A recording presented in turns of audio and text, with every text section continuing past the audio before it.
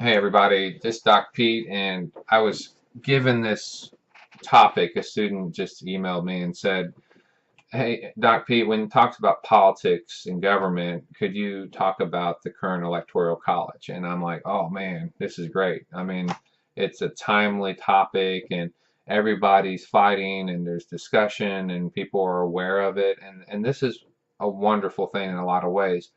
I understand a few things. One, the founding fathers did not develop a democracy. They developed a republic. And it has democratic elements. So some people would call it a democratic republic. And what that means is they studied democracies. They studied dictatorships, monarchies, you name it, the founding fathers, they studied it. And they also studied a lot of enlightened writers like Locke. And there's just a whole wide number of them. And if you ever want them, email me. But the big key here is that when they looked at ways of checks and balances, almost everything they designed in the Constitution had a check and a balance. Some of the things were just understood. An example, the president, George Washington, was elected with the Electoral College. Popular vote, each state has one, and it rolls up into this Electoral College. Well, the vice president would run separately, and it was understood the person that came in second would be the vice president. So these electorates would vote, and they're supposed to vote for another person to be, like, in other words, two people, but they couldn't. What is it? The vice president had to come from different states. So electorates were given the understanding that you would pull two votes from, say, Adams, and so that made it clear Washington won, and then of course Adams would be the vice president.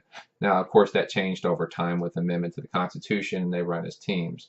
But the biggest thing I can suggest to you is the founding fathers were very aware of things. In other words, they were aware that we didn't want this majorities ruling things because they feared majorities as much, if not more, than, say, a single tyrant. A single tyrant you can take down easier. People or a group of people is a lot harder. That's why communism is a little bit difficult to take down quickly. It takes time. It has to collapse on its own versus you can't take thousands of people out. Even though there are dictators or vanguards, it's a big group of people overall compared to a monarchy. So when we look at these things and we look at the Electoral College in the current setting, people will say, well, that's not democratic. Well, it wasn't really designed to be democratic. It was designed to protect the integrity of the system. It was designed to ensure stability. And from that standpoint, we can say, yes, it is a very successful system. It checks and balances. It allows stability of the system, and that's really what matters in government. Legitimacy and stability, those are really key elements. So then we have groups of people that argue about things. And right now we have some people that are, I'm not suggesting they're acting like children, but when you go and burn, places down and riot and attack people and degrade and belittle and bully people, those are somewhat childish actions, but with adult people. And I don't care who you are. I don't care if you're conservative. I don't care if you're Republican, Democrat, liberal. It's just not appropriate. Because here's why. Someday your person's going to win, and these people are going to do the same thing because you've set the standard. It's okay to do all these things and be violent and whatever else and throw tantrums and be children and timeout rooms. If I ever had a student ask me for a timeout or, I need a safety room in the classroom, I wouldn't even know how to respond. I'd have to send that to the administrators because I would sit there and after I stopped laughing, I'd have to take it serious. And the question then becomes is what do you do with someone who can't even take the elections and move on with their lives? There's such big things to do. Jobs, education, work, family, friends, helping people, volunteering, and people are shutting down, asking for delays on their assignments because they're stressed out. That's crazy talk. So when it comes to the electoral college vote, we have a lot of people that are saying that, well, the electorates can vote any way they want, and that is true. That's Hamilton's system. It's a safety valve. But Hamilton didn't believe that you just didn't, if you didn't like the results, you just changed them. He didn't argue those things. He argued the threat to the country. So then a number of people on the left this time say, oh, we'll see it's a threat to the country. They start using the words, but they don't really realize there's not a threat any more than Hillary Clinton would have been. Okay, so maybe we don't have the best choices here and the candidates, but one would always argue really what election had the best choices. Okay, so the point is there was a choice, there was a decision, and that by trying to corrupt the electoral system, the next time around it can be a bigger problem. Say it's really close and two electorates pull out and we don't get a presidency and it gets kicked to the House. That's a big problem.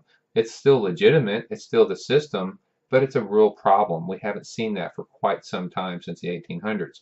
So, do we want to set that precedent? And then we go into other issues where the Electoral College vote, every state checks and balances votes difference. Now, this is where I see it as a big pro.